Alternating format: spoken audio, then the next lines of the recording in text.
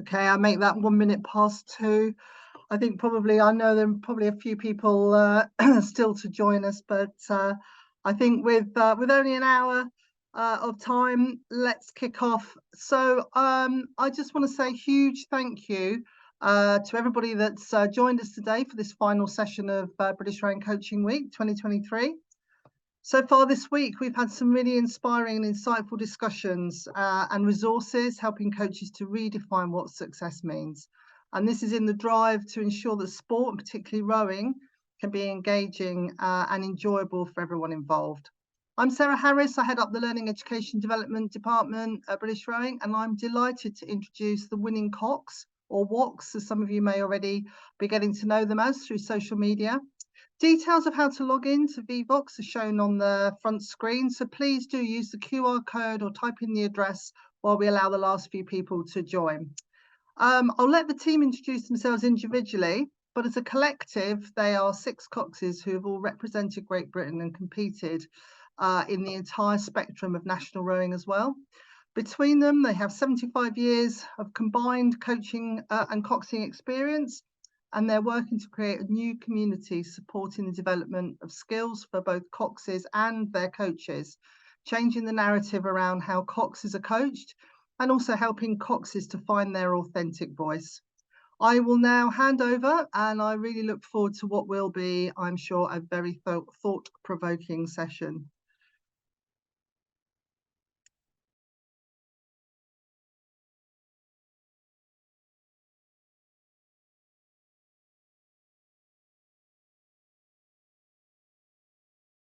Sorry about that. My computer decided that was a good time to completely freeze.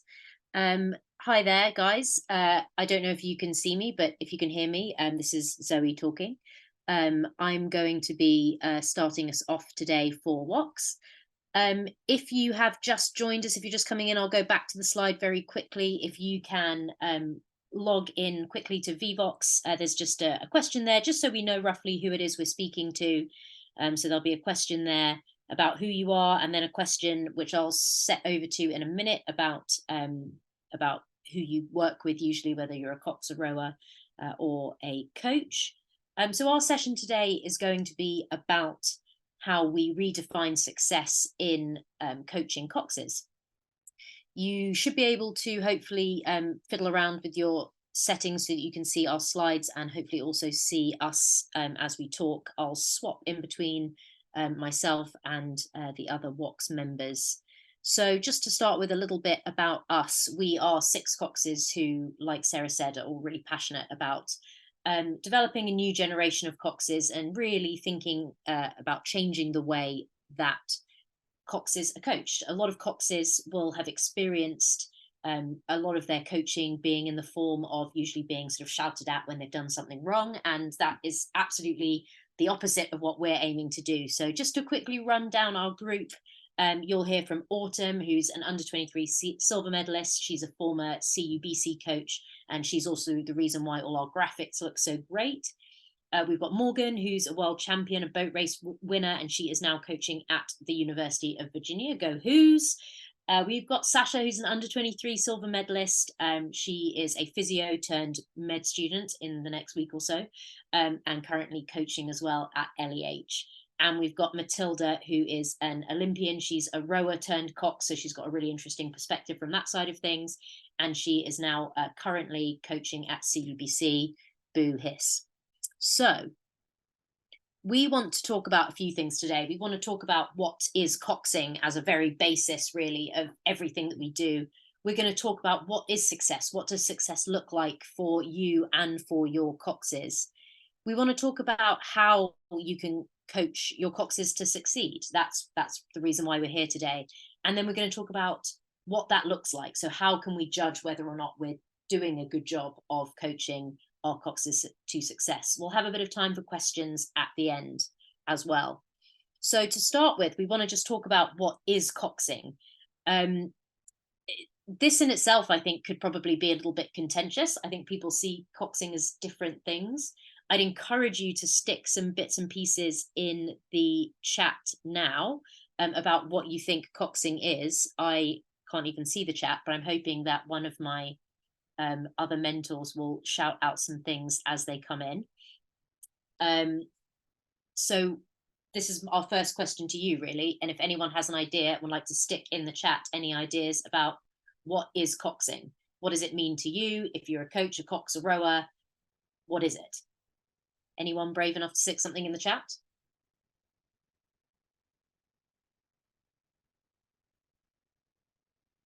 I'm quite good at long periods of silence, so I will leave it for quite some time.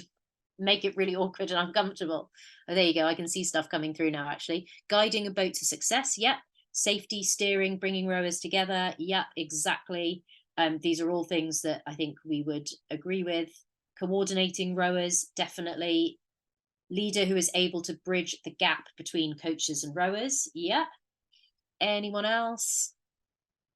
Onboard steersperson, coach, safety officer, psychologist, captain of the boat. Yeah, key part of the crew. Well, we like to think so. Coaching from within the boat. Excellent. Yeah, these are all really good. I'll throw up what we kind of distilled it down to. You can keep going on the chat there. So we thought about the very basic for us is of course safety. Like someone said, you know, that could be steering, that could be directing the boat, but yes, technically captain of the boat. So keeping everyone safe, keeping your equipment safe, keeping yourself safe. Leadership and communication, massive part of coxing, both on the water and off the water. Obviously steering, which goes in not only with safety, but also when we're thinking about steering a race course, you know, getting the best water, getting the best line, that kind of thing. The coaching, so coaching from within the boat, but also being that tie between the coach and the crew. Decision making, so whether that's in training, deciding what you're going to do next in the session, or in a race, whether that's, you know, the tactics, the race plan, that kind of thing. So these are all kind of part and parcel. Motivation is obviously in there as well. It's, I think probably for most of us, it's not really something we put as the top of the agenda, and it kind of fits in, I think, as leadership and communication for most of us. So those are the things that we sort of set up as, you know, what is coxing, what it is, you know, what is it we're here to talk about today, basically. So I will hand over now to Autumn, who's going to talk about what is success. Hopefully you will see her pop up on the side of your screen shortly. Hello. Will that work? Is that? It has, well, I can certainly hear you if nothing else. Okay, perfect. Awesome. Okay, so thank you, Zoe. Great start. I think it's really important, obviously, the theme of British Rowing Coaching Week is redefining success. So we want to put that in the context of coxing now. So again, I'm going to put you into the chat for a little bit. And again, I will happily sit here in silence and wait for some good answers. But I'd love to hear what you guys think success is in the context of coxing. So please, yeah, whack some stuff in the chat for that.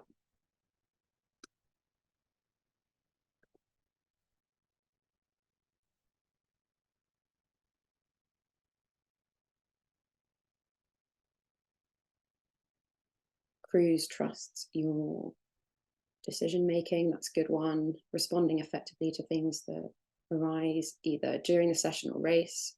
Having the trust of the crew. Bringing the best out of the crew. Seeing people make improvements. Getting the best result out of the crew and yourself. Two-way relationship with the crew. Enjoyment with the crew. Love that one. Great. Really good answers there, actually. Thank you, everyone. That was really good. So what makes me even more happy is that you all didn't fall into the trap, which is saying that being successful means you have to win or get selected. There's another one there, becoming a group of 9 where you have 100% trust in each other, 9 as one. Love that. Really good answer. So something that we are trying to do as WOX is to kind of change the narrative that in order to be successful, you have to win or get selected. So our view is that it's not always healthy to associate being successful with having to win. And largely that's because you can't control all of the factors that are at play to win a race. I mean, the main example of that would be that, you know, you can't control how fast the other crew is or whatever. But actually there are multiple other ways that you can define success, and that us as coaches can really kind of promote that and these different ideas. So can I have the next slide, Zoe? So we're going to go through these. So these are kind of the different things that we think count as success. And I'm just going to give you maybe a couple of examples of each of these. So the first one would be setting and achieving a personal goal. So an example of that could be that today we're going to go and nail the Barnes bend. I want to make this change, and I want to kind of steer that line a bit better. And you do that in the session. That is mission success. That is being successful. Setting and achieving a personal goal. And that is something that as coaches, we can really help our coxes to do. And that's also something that I think Sasha and Matilda are both going to go into a bit more detail on later on. The next one is executing a good session or race. So again, goal setting comes into play here again. But when it comes to racing, in order to succeed, you do not have to win the race. And I think that's a really, really important message that we want to hammer home. Instead, we can define the success as producing the best race that you were capable of on the day in the conditions that you found yourself in. And that is something that you guys have talked about in the chat there as well. So that was really nice that some of you are already on that wavelength. So yeah, and you can have that apply also in training. Okay, so you can be successful in a session because you achieved a goal that you set for yourself, or because you made a really nice technical change that you didn't even intend to make during that session, but something just clicked. That's a great success. That shows that you've kind of found something when you're on the water and you've really brought that together. And again, you've kind of touched on that in the chat, which was really nice. You can also apply this to your preparation for racing. So you can kind of reflect and say, did you feel that your training leading into your race was successful at preparing you for that race, so that you could give the best performance you were capable of? Not so that you could win the race, but so that you could give the best that you could give. And same again on the race day. Did your warm-up, did your race preparation on the day prepare you in the best possible way for your race? And if you did, then that is a success in itself. And I think reflection is a really, really important way to define and understand your success. Okay, so we'll move on to the next one now, which is learning new skills. So I kind of touched on this already as to kind of what is a good session, but a session can be successful if you've learned something new that you can then take on when you're coxing another crew in the future, or when you're coxing and you find yourself in a situation. And as coaches, we can really help our coxes to signpost those moments and say, oh, today you did this for the first time and that was really good, and that really helped the crew. And that's really a nice way to kind of define success. Learning a new skill. The next one, again, we've touched on this in the chat, which I loved. And I'm sure many of you have done the British Rowing Level 2 qualification if you guys are coaches. So, you know, a big theme that comes up is enjoyment. And it is our job as coaches to promote enjoyment for our rowers and our coxes. And I think often coxes can be forgotten in that conversation, which is making sure, you know, that we need to be, as coaches, ensuring that we are creating environments and situations that encourage coxes to enjoy themselves as well as the rowers. And that ties in quite nicely to the next one, which is loving the sport. Hopefully we all do rowing because we love it. I know that's why all of us as WOCs are here. Hopefully that's the case for you guys as coaches as well. So we would say that you are successful if you are doing what you love every day. So if you're going out and doing rowing every day and rowing is what you love, then, you know, that is successful. And if you're enjoying your daily training alongside that, then you are training successfully. So I think that's a really, really important point that as coaches, we can keep pushing forward. And the last one that we're going to talk about, which is something you're going to hear us talk quite a lot about as WOCs, not just today, but moving forward. It's quite an ongoing theme that we want to promote, which is developing your authentic voice. So to us, it's really important that coxes feel empowered to be themselves. So you're not trying to be a carbon copy of what you've seen on YouTube, although yes, we can learn from other coxes and what they do.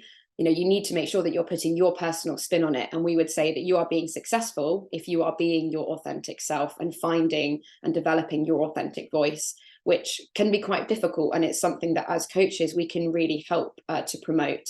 So we need to make sure that we're setting probably slightly more long-term goals in this case, but kind of encouraging coxes to develop, you know, the tone of voice that suits them the best, the type of coxing that's motivational, or the type of organizational skills that suit them the best as an individual. And as a coach, are you promoting and helping your coxes to do that? And is that working for the crew that they are trying to work with? Or is it someone else's voice? Is it someone else's skills that you're just trying to force upon a cox? And actually, that's not always going to work. And in the same way that you would coach a rower to, row technically according to their physiology or whatever, you need to make sure that you're encouraging your coxes to be exactly themselves in their way. Okay, that is everything on that front, I think. So I'm going to hand over to Sasha next. I think that's right. Is that right? Or is it Morgan? It's Morgan. Okay, so Morgan's now going to talk about how we can do that a bit more specifically for kind of coaching our coxes to success. So I'm going to mute myself, and then hopefully you should be able to hear Morgan. Thank you very much for the handover. No okay, problem. so we've heard a little bit about, what you guys on the webinar think success is. We've heard about what we as WOX mentors think success is. And now we're going to talk about how we coach these coxes to success. And I think it's really important we try and think about this as both from an individual perspective, but also the perspective of your team of coxes, and trying to think about it as a collaborative, holistic approach. So what we're trying to do and what we're trying to create. So one of the biggest things we can do as coaches is develop our understanding and our skill set as coaches to coach coxes. And we've got to make sure that, essentially what we're trying to do is we minimize and diminish this idea of a cox specific coach, and that a part of a daily practice becomes coaching coxes, because a coach is there to coach athletes and a cox is an athlete, and that is overlooked so often. We focus on athletes being rowers, but coxes are athletes too. Anyone who is in that hull on race day and competing is an athlete, and that is something we have to wrap our head around as coaches. If we view it like this, then our daily practices, our daily coaching will encompass everybody. It will encompass the rowers, it will encompass the coxes, it will encompass all athletes as a whole, as a team. And that's how we're going to get the biggest enhancements and developments in both the quality of the training, the quality of our successes, the quality of our enjoyment within the sport. But at the end of the day, if we're thinking about performances and we're moving through the high performance pyramid within the rowing community, well, then our binary successes, our binary outcomes, or wins and loses, they start to change shit too, and we get momentum in what we're trying to create. So one big thing that as a group of WOX mentors we are so hot on is the fact that coxing is individual, it is unique, and you're going to have your own unique style. So if I try and cox like Zoe or Sasha or Autumn Matilda, I will do a terrible job trying to cox like them.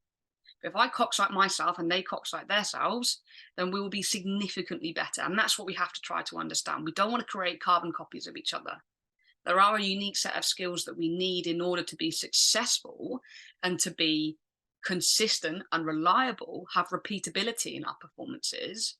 But the way in which we do that, our own individual character, that should be allowed to shine through so that we are authentic in our delivery, in our voice, in how we create a turn of speed, how we manage the crew, how we manage a training session. And we want to make sure that we are encouraging coaches to create opportunities so their coxes can learn by doing. So there's no point having a cox on land all the time, and then when they get in the boat, you give them a hard time because they can't do their job very well. We have to make sure that we keep great chances for them to get in the boat, to understand it, to get on the erg, to learn the technique, to do drills that are going to be similar to what they're going to need to do when they're racing. So we have this expectation as coaches that how difficult is it to steer around a crew? You're in a head race and you want your cox to steer the best line. We want our cox to go maybe around, they might have to. Not all crews are going to yield and move out of your way. So you might have to steer around a crew, and we just have this expectation that someone's going to get it done. How difficult can it be? Or has there been the opportunity created by the coaches for the cox to do that in training? And it doesn't have to be pieces. It could be something as simple and as fun as doing a bit of leapfrog. That might be side-by-side leapfrog where you don't steer in front. That might be leapfrog where you do come around a crew. And there's an opportunity there for the rowers and the cox to develop that understanding of the technique, that understanding of boat feel, the understanding of acceleration. How do we create a turn of speed to perform a maneuver to help the whole crew out, or how to manage the fleet?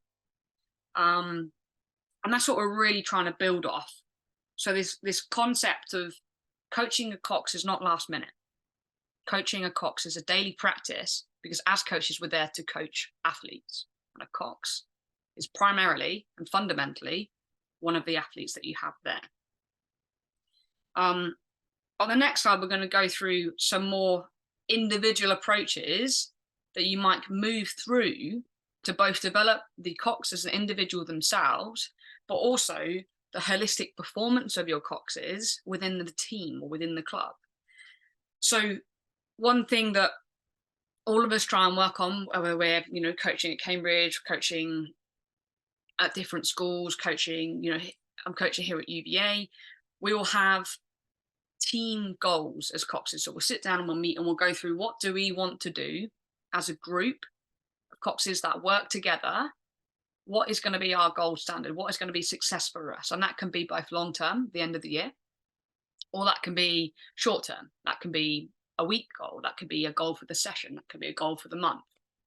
And what often falls into those things are things like fleet management. So as a coach, we want to be able to coach. We want to be able to coach the rowers. We want to be able to coach the coxes. And if all of our boats are all over the place, then that's really difficult for us to do that. So one of the primary focuses can be managing the fleet. And that encompasses being safe, that encompasses steering, that encompasses the understanding of where you are in that moment in time, how we point our bow in the direction of travel in which we want to be in, how we look ahead to see what's ahead of us, our headings, to see where the river goes, what position we are on the course, and how we manage our peripheral vision to see what's around us. And that plays into racing too. So when you race, if you look ahead and you point your bow, you know you're going the right way, the fastest route. If you look ahead and see your headings, you know where you're going and what's coming up next, so you're not going to get caught short. And if you use your peripheral vision, you see where you are. We're in second position, we're one seat down, and we're coming through the 500-meter marker. As I did my peripheral sweep, I saw the crosswind, the wind shadow on the lake coming through. Okay, there's wind coming from stroke side. We're going to need a little bit of a late square. Bow side, be forgiving, squeeze up at the finish. So coxes don't have to sit around being stressed and worried about what they are going to say within that race, because there are pragmatic steps that they can follow so they can see what's going on. They can give the information so that instead of being on the back foot all the time, we're on the offense. And we can break that down into individual steps that are one singular goals, an individual goal. We can also break it down into individual coxing goals. So the one athlete themselves, what are they working towards? Because every cox is going to have different strengths and different weaknesses to each other. Sure, there's going to be some similarities across the board, but it's unique. And that's what we want to make sure we continue to remember, is we have this set or an ideal skill set that we want everyone to move towards. But just like any of the rowers, you might have one athlete, one rower, and they can't put their blade in the water. You might have others that are very good at that. And so it's about creating ways in which we can give them drills or opportunities to make that better. And I think it's important to make sure that we start from the very beginning. So when a rower gets in the boat, you make sure they're set up properly. And it's so simple. You know, are they pulling through to the right height? Are they pulling through to their neck? Are they comfortable? Well, why would we expect a cox to get into the boat and everyone be the same? Quite simply, the WOX mentors, we are all different heights. We are all built differently. And settings for one of us will not be the same settings for the other. Another example I can use is I was coaching at Leander in the summer, and, you know, one of our athletes, the cox, his handle positioning, I was like, did you set the rudder wires up like that? And he said, no, you did. And I was like, okay, so why are you coxing on my settings? And very simply, he said, well, I just thought that's where they were supposed to be because you put them there. And it was so simple. And it kind of, you know, that was the spotlight moment for me, that no one had told him that you want to set the boat up to suit you, the individual cox, because I have different arm lengths to other coxes. And so the rudder wires, the handles, they were set for me. So I like to sit where I'm both comfortable with my back against the back of the cox's seat. My feet can be nice and secured, a little bit of a knee bend, but also I can have my arms out fairly straight with a small bend in my elbow so that I can keep myself stable, keep myself still. We've all seen coxes racing, you know, and they're flapping around and they're checking the boat. We want to sit still, but we don't want to be uncomfortable sitting still. So we're bracing ourselves so hard that we're holding our breath the whole time. That's not good for anybody. The same thing goes for the coxed fall. We've all seen that small cox get in the bow and they shoot right down to the bow ball. Help your coxes out. If you need to put a little bit of foam in the bottom there so that they can have something for their feet to be against. But again, they don't want their legs straight. If your legs are straight and you're stiff, you're not going to be able to feel the hull. Same thing, you need to be able to see. If you're sat there and you cannot see, how can you possibly steer well? How can you be safe? And how can you be confident in your own skills? All coxes will get in the boat and they will feel pressure from their coaches to just get on with it. And it shouldn't be like that, because the coaches wouldn't necessarily put pressure on the rowers just to get straight on with it. They're always a little bit more forgiving to the rower. And I would say be patient and be more forgiving towards the coxes. Allow them the chance and the opportunity to develop the skills in which they are trying to learn, and they are learning. Because if they're still learning it, they haven't learned it yet. And it's our job as coaches to continue to help, to guide, to teach and assist them in making sure those skills are learnt, and then they can move on to the next ones. So they have the chance to see what their own successes are, to see their own progress. And actually we should reward that, you know, say well done, say they've done a good job. Keep it simple. Everybody likes praise. That doesn't mean, you know, we're being overly complimentary. Be truthful.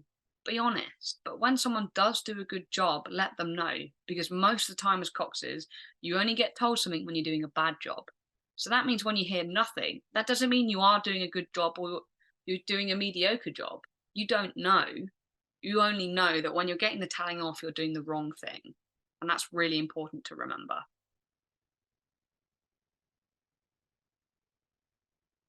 I think that's me handing off to Sasha.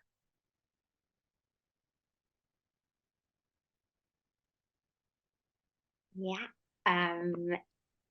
If we just have the next slide, and then so I think what Morgan did really well was just start to introduce a couple of ways that you can start implementing coaching coxes towards success in your clubs.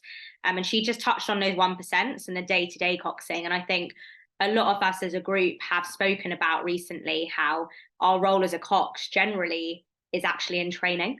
And that we make the most difference in those training sessions. And then on race day, the reason why we feel like we can perform on race day is because we know that we can perform during our training sessions. So just in terms of as a coach and as a club, working on that day-to-day coxing and using that opportunity to bring out the individual nature of your coxes. And if you focus on those 1%, you'll probably end up getting that 100% cox on race day. You'll get that successful cox on race day. So in terms of that, you can, as Morgan said, setting some small attainable goals that can give your cox a bit of a sense of achievement, and they can be big or small, but giving them a clear focus for each session and a time and space to learn these skills. And as Morgan says, just having that time and space, it might take them, you know, days, it might take them weeks, it might take them months, but they have that time and space, but they've got that clear focus to work on something. So if I go on to the next slide, and give you a couple of examples of goals that you might use with your coxes, and got two kind of different goals here. And as I said, they can be big or they can be small, and they will be tailored towards the cox that you're working with. So if you've got a cox that's at J13 level or is J14, you might be looking at something like just getting through the session and steering on the right side of the river at some point. So little things like that. But for example, you could be looking at steering around a sharp corner. And if we look at what the cox's role that would be, you would set them out on a session and say, you know, okay, actually, there's a big bend in this river. You might have a race coming up where you know there's a sharp bend and they need to nail that. So you give them that focus a couple of weeks, maybe even a couple of months out from the race, that they're going to get around that steering without stopping. That they have that clear focus. And then your role would be feedback. So giving them that focus, but also through observation, through discussion, they then, as Morgan said, get that feedback and they hear that they're doing a good job, or they hear how they could do a better job. And then they're able to actually get that sense of achievement of being successful. Another goal would maybe be the career work on the front end. This might be aimed at more of your coxes that are looking to improve their coaching role within the boat. So the cox is going to learn what the change should look like or feel like. And as all of the other WOX mentors said, you very rarely, I think, sit in a boat and learn how to have boat feel without that feedback from your coaches. So having a coach to explain to you whilst you're in the boat, having a coach go to the athletes, okay, I actually want your catches to be a bit sharper, telling the cox what they should be feeling or what they should be seeing, whether their back should be, I used to get told that my back should be like absolutely glued to the back of the boat, and if they're not getting the catch in, I won't feel that surge. And it's exactly as Morgan said, having that setup in the boat is so key to getting that boat feel. So in terms of those goals, those are just 2 goals of an example of what you might be looking at, 2 very different level coxes, but every cox will have something different to work on, but at least that gives them that feedback and it gives them that sense of personal achievement that they are achieving a goal. If we go on to the next slide.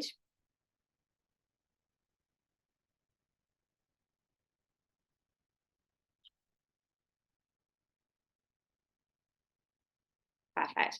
And then in terms of this, obviously, you're going to have an infinite amount of goals that a cox can use or a cox can achieve. So as Morgan said earlier, having that ability to actually tell your coxes they're doing a good job, but also for you as coaches to measure, to remember what focuses you've given them or to measure their achievement as a cox, kind of having an outcome measure or a marker of success, I guess, is something that we thought we'd touch on quickly to help you guys as coaches coach your coxes towards success.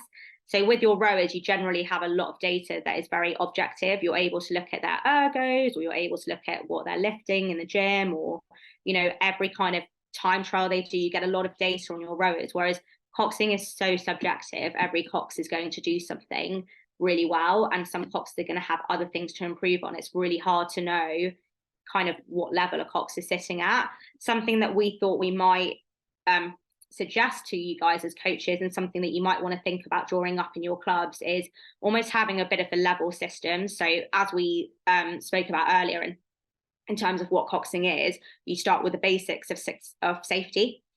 So at the lower levels, you might want to have level 1 could just literally be about safety. So about maneuvering a boat on the river in a safe manner, being able to spin in front of river traffic in a safe manner, etc., etc. And as you move through the levels, you might get more towards, you know, that race day mentality of being able to switch up a race plan in the middle of a race. That would be a new level where you'd be able to give them a focus on, I don't know, like going through a piece, and at that piece being able to call a different, you know, being able to not have a structured race plan.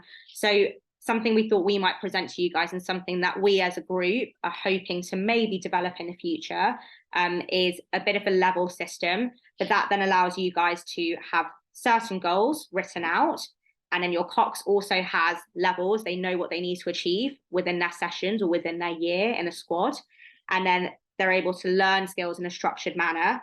And then in the future, if you were to able to have these levels drawn up, then you could even use it as part of your criteria for like how far your coxes have developed. And it gives you guys a really good point to just work back on and go, actually, they've done really well on their steering today. They've steered around that corner. What's the next level? Okay, fine, we're going to go work on another skill. And it gives you guys that point to just keep working back on it. So I think that's all from me. I'm going to pass on to Tilda.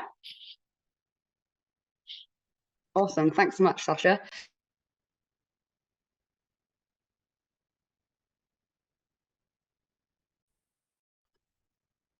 Hello. So it wouldn't unmute me, sorry. So just here to thanks so much, Sasha. That was awesome. Everybody's spoken so beautifully here. I'm going to just bring together a little bit of a summary, and then we're going to have some time for questions, which is awesome. We've got lots of time for questions. So for us, I think it's really, really important, as you've heard from everybody, coxes are athletes. And like that, we have to keep pushing that. We have to keep looking here so that every single day we are coaching our coxes. And like Morgan spoke about this beautifully, very articulately, but we have to continue pushing this every single day so that day in, day out, our coxes are feeling like they are valued, feeling like they are getting as much support as the rest of the rowers, the rest of the boat. And the more we can push this, the more we are then creating a successful environment where our coxers are able to achieve their best. They're able to be themselves. They're able to deliver what it is that they feel is going to be best for the boat at the time. They're able to be accommodating and bridge that gap. Somebody said it earlier, that beautiful gap between the coach and the athlete. And they're only able to do that if we continue to put this amazing, like atmosphere in place. And the more we put the atmosphere in place, the more we are able to push and push and push and get some development going. Two things that I think I took from what the girls were saying before, like, be patient. It's something that not all coaches like can do immediately. It's something that we all wish we had more of, but the more we sit back, the more patient we are, the much more likely our coxers are going to be able to learn. And I think that sitting back, allowing them to get things wrong in a safe environment, in a careful environment, will allow coxers to learn just as much as when rowers are trying to put their catch in better and they get it wrong 5, 6, 7 times, and then they get 1 out of 10 strokes right. Coxers should have that space too. So that kind of leads me on to the final point here, is that, like, if you have this idea that Sasha was mentioning about the levels, so we come in, basics, safety, we move on, stepping up through the levels, hopefully you can create something, or we're looking to create something that looks like a booklet. So you start at the beginning, you build your coxers up, and they've got something that they're excited to achieve. And it's little bits, little daily wins, little things that step them towards. Then when it comes to race day, they're prepared. So we'll move on to questions in a minute, but one of the questions we had is, what would you do differently? I can't remember the exact phrasing, but it was along the lines of, what would you do differently as a cox day in, day out, as to what you would do on race day? Well, the idea is that the same as the rowers, the same as the coach, every single day you are putting in place things that you will then just repeat on race day. So you're putting in all the work daily, so that when it comes to race day, nothing's new, nothing's out of the ordinary. You're there, ready to compete, and you feel really confident with that. So final little covering it off. So a few little points. Coxers are athletes. We want to make sure that we are coaching our coxers daily. We want to make sure that we are creating an environment where our coxers can become successful, meaning that they are able to achieve their very best. We want to make them feel confident by being patient, and we want to help them learn. So I'm just going to quickly run a little bit on WOX again. So before we move to questions, we just wanted to mention that, so there's 5 of us here, but we've also got Erin. So Erin Kennedy, world champion, currently just taking a little bit of holiday, which is very well earned, given that she has just become world champion again. So we just wanted to mention that she, like, obviously it would have been amazing if she could be here, but I think a well-earned break is really necessary for her. And it's just good that we encourage you to look at all of us and at all our different ideas coming in. So we're going to move on to questions. So please feel free to drop them in the chat. We have a few that have been previously sent in. I think it's quite important that when we look at these questions, like, we're trying to make sure that this is for coaches and being part of the coaching week. So lots of our questions have been very Coxing specific, which have been amazing, and we've absolutely loved reading all the questions. We've absolutely really enjoyed, like, getting to know all these little things that people are thinking about. But we're going to try and remain on this group about the coaching side of questions, and then we banked your questions so that we're going to hopefully cover them in our upcoming webinars, so you have to stay tuned for those. So when we come to these questions, we've got one in the chat here. It's going to be really important that, like, all of us kind of join in. So if I think that someone's going to be good to answer this question, I might pass over to you. So get ready, WOX mentors. So question here: our club is very short on coxers and often have to go into the lake with the rudder lines taped in neutral and steering on pressure. How do you encourage more rowers to step up and cox or coach a session? That's a really great question. One that is actually similar to what I was going to another question we had come in. So another question we had come in, which I'm just going to bring these in together. How can I encourage students to want to cox because they all want to row? So I learned to row first, and then moved into coxing. So I feel like it's something that it can be a tricky line to toe, but it's making sure that coxing's really appealing. Like, it's such an exciting job. You get to be part of a crew, you get to pull the rudder strings, you get to bring people together. And I think it's comes back to something we've tried to talk about with WOX full stop, changing the narrative on coxing. Like, it is an exciting job, it's an important job, and it's a job where, if we can continue to change the idea that every single day a cox is an athlete and they are part of the squad, then people are going to want to be part of that. People are going to want to learn. People are going to want to do that job more and more. But it has to come to the environment that you're putting them in. So if you're expecting them to sit there and you're expecting them to steer the boat and get freezing cold and that's it, then it's not going to be very appealing. But if you're expecting them to sit there, they've got goals to work towards, they're learning something, they're bringing crews together, and they can see the appeal of it, then people are going to want to do that job. So it's about how we change and shift our idea of what coxing is. For me, like, getting in a boat, no matter whether I'm coxing or rowing, like, it was the feeling of the boat being lifted, being out on the water, the boat moving together, the synchronicity of it. That, for me, was what I enjoyed about rowing. And what I loved about rowing in general was that somebody once told me I was a facilitator. So it's that idea that, like, I could get something done with the people around me. And so it didn't matter whether I was coxing or rowing, I still was able to do that. And I could go from A to B with the people around me. And I think that that's something that often is overlooked with coxing. We kind of expect somebody to sit there and it can get quite lonely. Well, actually bring them, make them part of the crew. And then they're going to want to do it more and more. If we got any other questions coming in the chat, I can come back to our questions that have been sent in.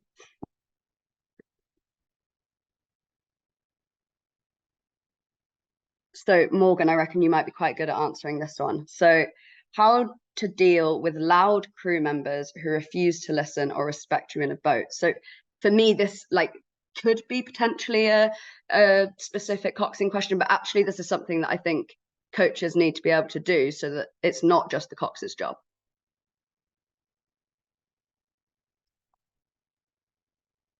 Find it interesting that you dedicated this one to me.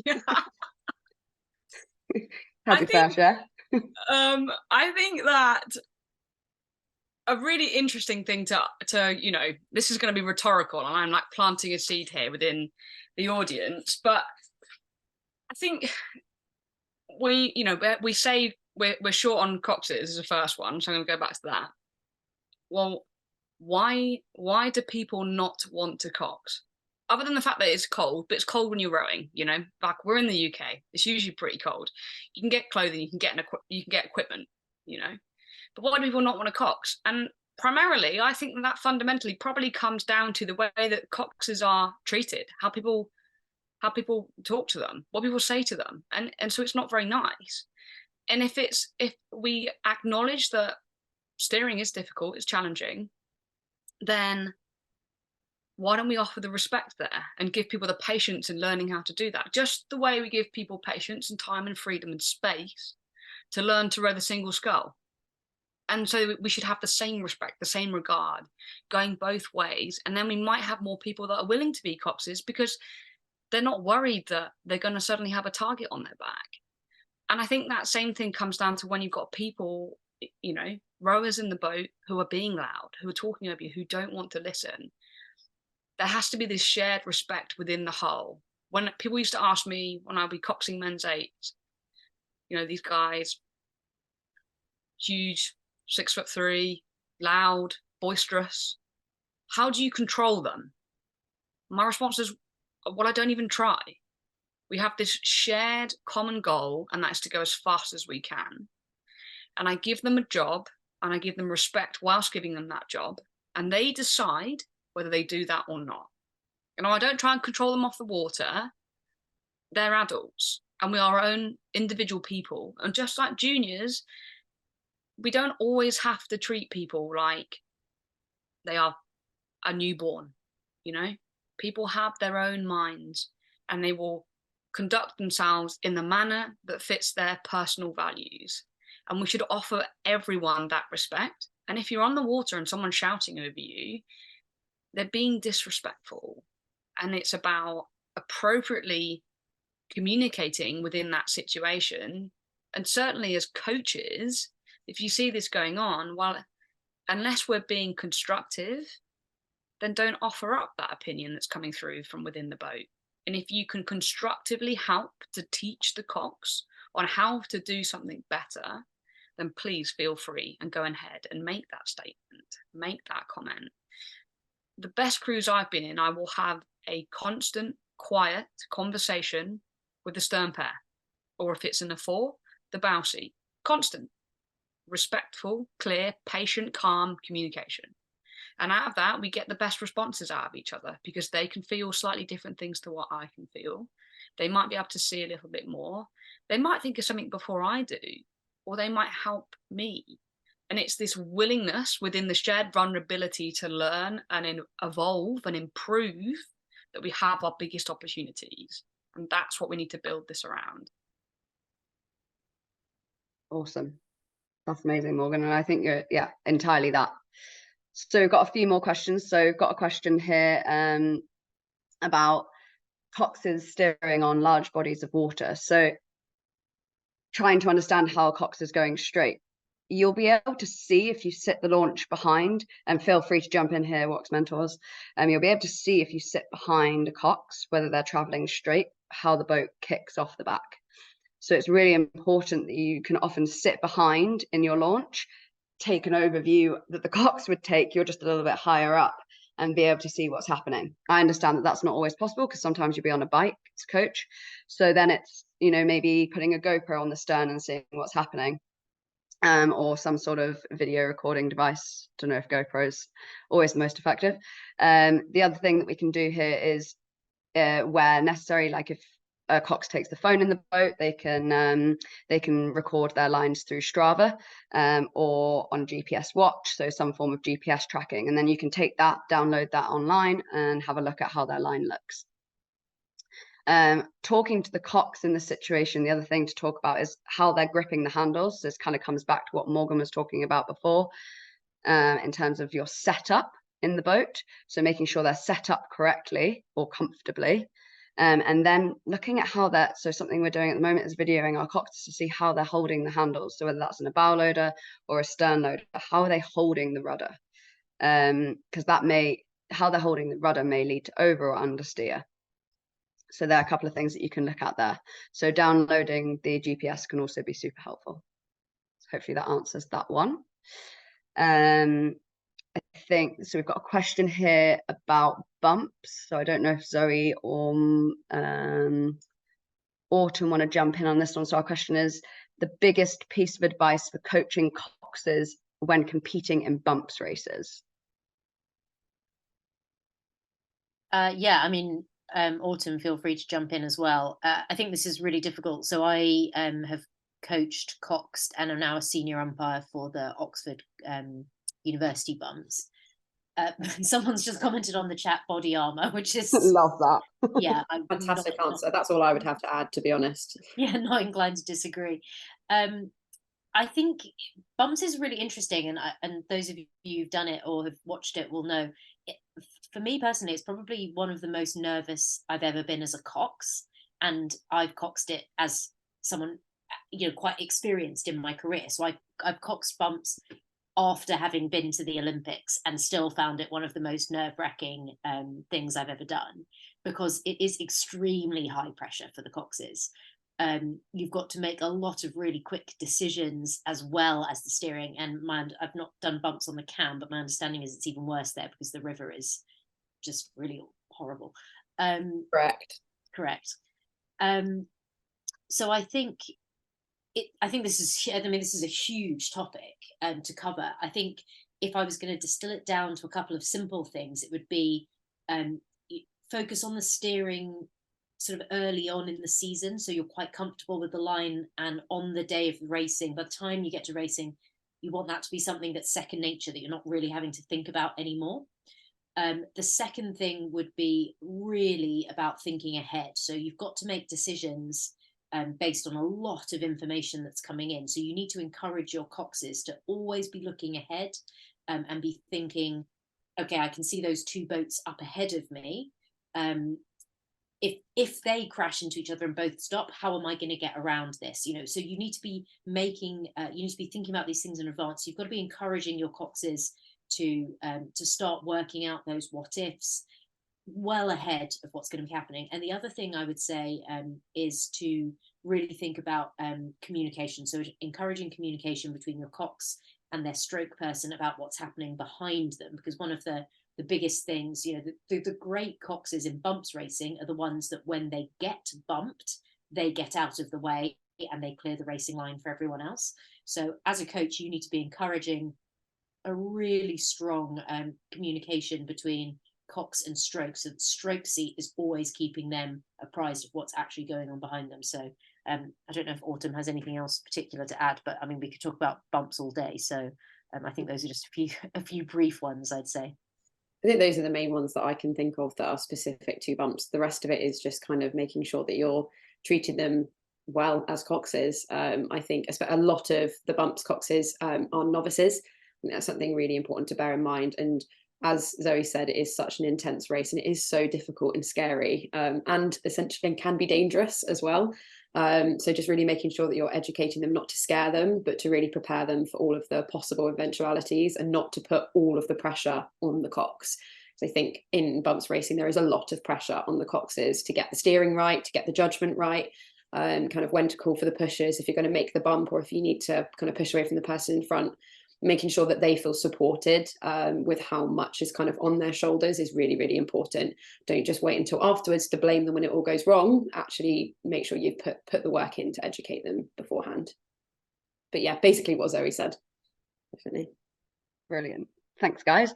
And Julie's put a little message in the group chat, so feel free to have a look at that. Some good advice there too. So I think the next question we're going to come to is some awesome recommendations coming in. I absolutely love this. So another question we're going to come to is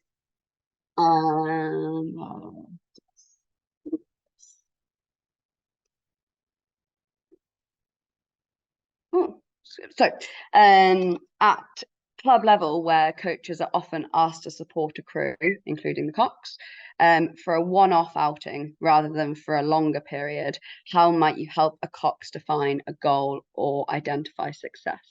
So I think this is a really good question. And guys, I reckon we just all sort of add our thoughts to this as and when. So I'll just kick off. So I think it's hard to jump in and coach a crew for one session, no matter who it is, in my opinion. So I think you approach, and I guess we've maybe sounding a little like a stuck record here, but I guess you approach the session exactly as you would when you approach it with the rowers.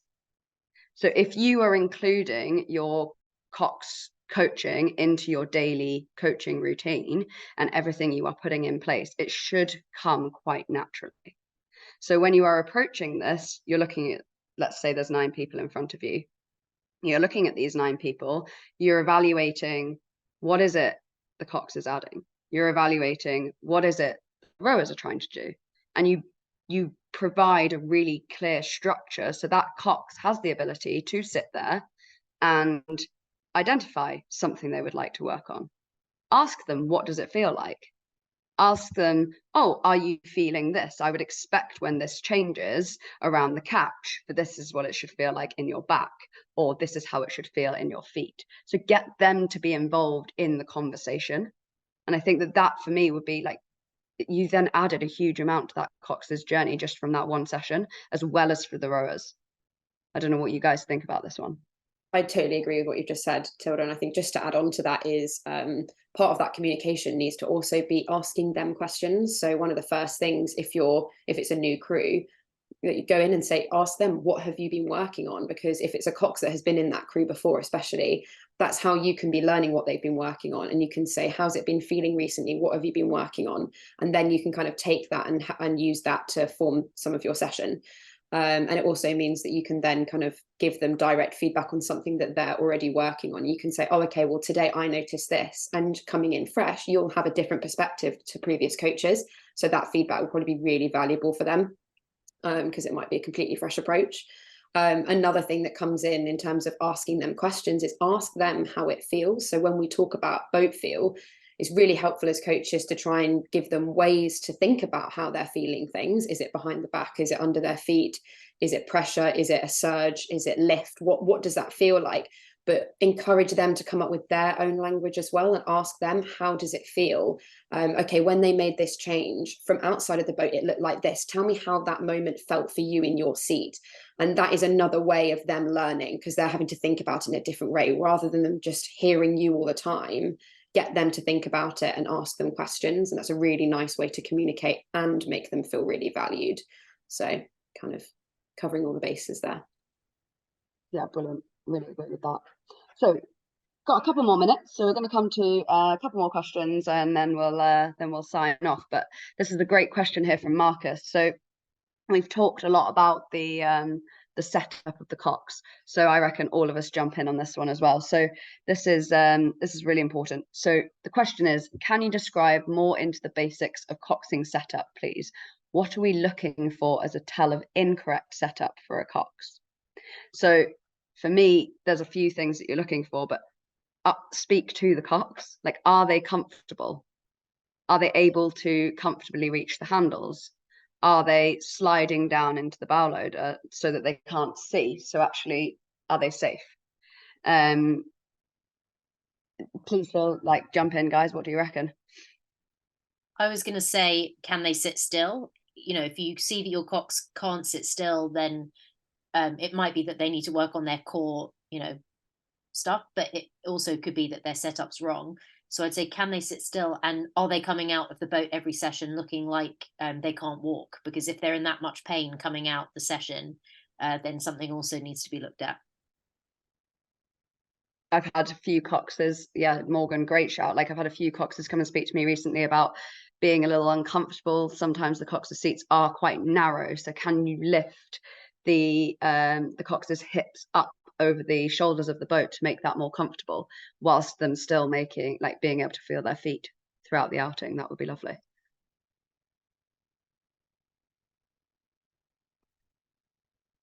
I think another thing, so guys, feel free to jump in, but like, I think another thing is, like, are they able to sit straight? Because I think quite often, like, if they're sitting on a wonk or like having to like push themselves back particularly far or pull themselves forwards, are the legs too far? Like, are your legs too far away from you? What does that look like? So I think that they're just a few signs, and you can do lots of things: seat pads, cushions behind, a football, a yoga block in the bottom of a bow loader, something around their shoulders in a bow loader to make sure that they're not overly rounded, or that they're a little bit more comfortable, not being dug into the back of their neck by the headrest, or the bow seat isn't bumping them in the head every single stroke. So how can we shimmy them down a little bit more comfortably? Can we get their knees bent? So there are a few telltale signs. Definitely. Really I think, good. yeah, like one you know, last thing that I would add on that is a really good cox has the skills in which they can, you know, keep the boat safe, steer well, manage the fleet, but they can feel and read and understand the boat, and they can tell the crew what they need to do to row better, to make the boat go faster. And in order to feel the boat, you have to be comfortable. And I think that's why something as simple as a seat pad, or having the handles in the right place, or your legs in the right position, is so, so critical. And if you haven't coxed, then you won't understand that if you're in the wrong position, like, your legs go numb and you can't feel the boat anymore. And that's not okay. It's not okay to be sat in the 8 with your legs numb. Like, you need to be able to feel what you're doing. And we're all different shapes and sizes. Like, anthrometrically, we are built differently. and some of our hips are going to compress against the side of the hole, and so you need to raise yourself up so that your legs don't go numb. And that, the same thing feeds into, I always coxed in sealskin socks, so I essentially didn't have any shoes on, and so I could feel the boat better. And if we're trying to look for those little performance gains and allowing the cox to truly do what they can to influence boat speed, we've got to try to help them to feel the boat and translate that. Amazing. Yeah, I completely agree. So guys, we're going to have to wrap up, running 1 minute over, but thank you so much for all of you coming on today. Hopefully you've taken away a huge amount about how to coach your coxes, how important your coxes are. And we are going to continue covering a lot of this in our upcoming webinars. So if you haven't had your questions answered today, they will hopefully be answered in the series that are coming up. Thank you to Autumn and Zoe and Sasha and Morgan and Erin, who is enjoying herself on holiday but has contributed hugely. And thank you very much to British Rowing for having us on as well.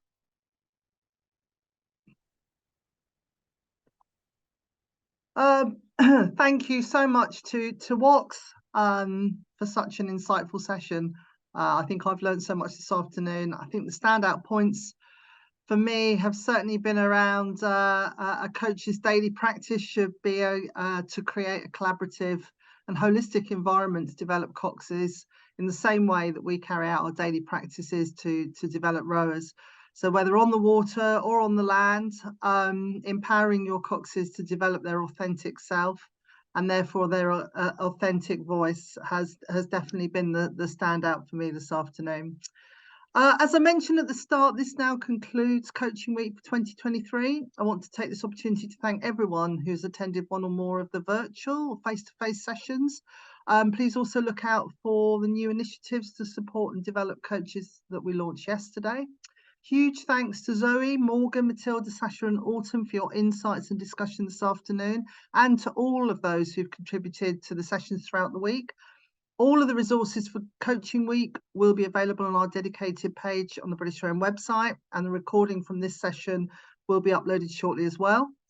As we head into Paris 2024, we're already developing our theme for Coaching Week next year, which will focus on the values of the Olympic Paralympic Games. Everybody that's attended any of the sessions this week will receive a feedback form early next week, and we'd love to hear from you about what you'd like included to support coaches to continue to develop for the future. Thank you again to the panel today. Enjoy the rest of your weekend, and we look forward to seeing you by the lake, by the river, or on the sea very soon. Thank you. Thank you, everyone.